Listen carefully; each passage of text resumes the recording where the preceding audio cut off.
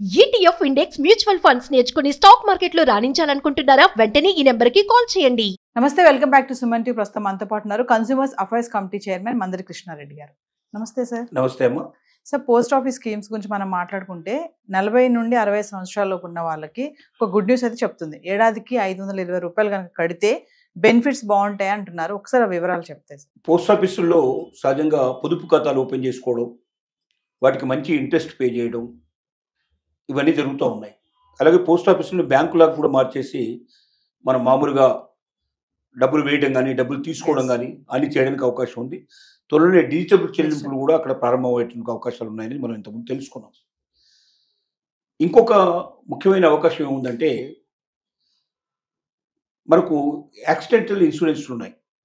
జనరల్గా ఇన్సూరెన్స్ బయట కట్టాలంటే వేలకు వేల రూపాయలు కట్టాల్సిన పరిస్థితి ఏర్పడుతుంది. ఒక వ్యక్తికి ప్రమాదం జరిగినప్పుడు ఇంత మొత్తంలో తనకి డబ్బు రావాలనే ఉద్దేశంతో కట్టేట్టు ఉన్నాయి. కొన్ని బెనిఫిట్స్ రావాలనే ఉద్దేశంతో కూడా ఉన్నాయి. దీంట్లో ప్రత్యేకంగా పోస్ట్ ఆఫీసుల్లో 520 రూపాయలు చెల్లించినట్టయితే 65 ఏళ్ల వయసు వచ్చే వరకు కూడా దాదాపుగా ఈ సౌకర్యాలు కలుగుతాయి వాళ్ళకి. 520 రూపాయలు పే చేసుకుంటే జరిగేది ఏమిటంటే, అంటే ముందు ఖాతా ఉండాలి. ఒక పోస్ట్ ఆఫీస్లో ఖాతా ఓపెన్ చేయాలి. పోస్ట్ ఆఫీస్లో ఖాతా ఓపెన్ చేయాలంటే 100 రూపాయలతో ఖాతా ఓపెన్ చేసుకోవచ్చు. 100 రూపీస్తో ఓపెన్ చేసుకోవచ్చు. మనకు ఆధార్ కార్డు అది ఉంటే చూపించేసి 100 రూపాయలతో ఓపెన్ చేసుకోవచ్చు. 520 రూపాయలు ప్రత్యేకంగా ఈ ప్రీమియం చెల్లించాలి. అంటే ఈ ఇన్సూరెన్స్ కోసమే మనం డబ్బు కట్టాలి. ఇది కడితే దాంట్లో వచ్చే బెనిఫిట్స్ ఏమిటంటే, ఒకవేళ వ్యక్తి ఎవరైనా మరణించినట్టయితే యాక్సిడెంట్లో 10 లక్షల రూపాయలు ఆ కుటుంబానికి వస్తుంది. నామినీ ఎవరో దాంట్లో పేరు కూడా పెట్టేస్తే కుటుంబానికి ఆ డబ్బులు ఇస్తారు. ఇది కాకుండా ఒకవేళ పాక్షికంగా ఏదైనా అంటే కాలు చెయ్యో పోయిందనుకోండి, అప్పుడు కూడా 10 లక్షలు ఇస్తారు. ఒక కాలు పోయినా ఒక చెయ్యి పోయినా 10 లక్షలు ఇస్తారు. అలా కాకుండా ఒకవేళ దెబ్బలు ఏమైనా తగ్గిపోయి సీరియస్గా ఉంటే వైద్య ఖర్చుల కింద ప్రతిరోజు అమౌంట్ పే చేస్తారు. అంటే మనం తీసుకున్నది స్పెషల్ రూమా, లేదా మనం ఐసీయూలో ఉన్నాడా, లేకపోతే మామూలుగా కామన్ దాంట్లో ఉన్నారా, దాన్ని బట్టి డబ్బులు పే చేస్తారు. తర్వాత పిల్లల చదువుల కోసం, అంటే చనిపోయినట్టయితే ఒక వ్యక్తి చనిపోయినట్టయితే 20 ఏళ్ల లోపల 23 ఏళ్ల లోపల ఉండే పిల్లలు ఎవరైనా చదువుకుంటూ ఉన్నట్టయితే వాళ్ళకి 1,00,000 రూపాయల వరకు కూడా సాయం అందేటువంటి అవకాశాలు ఉన్నాయి. ఇలా కొన్ని బెనిఫిట్స్ ఇస్తున్నారు. అలాగే డబ్బు ఎక్కువ ఉన్నట్టయితే ఇంకా కొంచెం ఎక్కువ పే చేసుకోగలిగితే 520 బదులుగా 775 రూపాయలు పే చేసుకోగలిగితే 10 లక్షల బదులుగా 15 లక్షల రూపాయలు చనిపోయిన సందర్భంలో, యాక్సిడెంట్ అయి చనిపోయిన సందర్భంలో 15 లక్షలు కానీ, లేకపోతే కాలు చెయ్యో పోయినప్పుడు కూడా అంగవైకల్యం సంభవించినప్పుడు కూడా 15 లక్షల రూపాయలు ఇవ్వడం కానీ జరుగుతుంది. అలాగే వాళ్ళకి ఇచ్చేటువంటి వైద్య ఖర్చులు కూడా పెరుగుతాయి. ఒకవేళ వాళ్ళకి ఏదైనా యాక్సిడెంట్ అయ్యి మరణించకుండా హాస్పిటలైజ్ అయిపోయి ట్రీట్మెంట్ తీసుకున్నట్టయితే రోజుకు 1000 రూపాయల నుంచి 1000 రూపాయలు మామూలు దానికి పడకలకు ఇస్తే, ఐసీయూకి ఉంటే 2000 రూపాయలు, ఇంకా మందుల ఖర్చులు అట్లాంటివన్నీ కూడా ఇవ్వడం జరుగుతుంది. అలాగే పిల్లల చదువులకు సంబంధించిన, వివాహానికి సంబంధించిన దాంట్లో కూడా కొంత హెల్ప్ చేస్తారు. 2 లక్షల రూపాయల దాకా వివాహం చేసుకునే వాళ్ళకి ఇచ్చేటువంటి అవకాశాలు ఉన్నాయి. 1 లక్ష రూపాయల దాకా పిల్లల చదువుల కోసం వచ్చే అవకాశాలు ఉన్నాయి. ఇలాగ అనేక రకాల బెనిఫిట్స్ ఉన్నాయి. దీంట్లో మనం కట్టేది చాలా తృణప్రాయమైంది. 500, 725 రూపాయలు అనేది చాలా, 775 రూపాయలు చాలా తక్కువ అమౌంట్. కానీ దీంతో వచ్చేటువంటి బెనిఫిట్స్ చాలా ఎక్కువ బెనిఫిట్స్ వస్తాయి. కాబట్టి ఇది సామాన్యులకు ఎక్కువగా తెలియజేయాలి.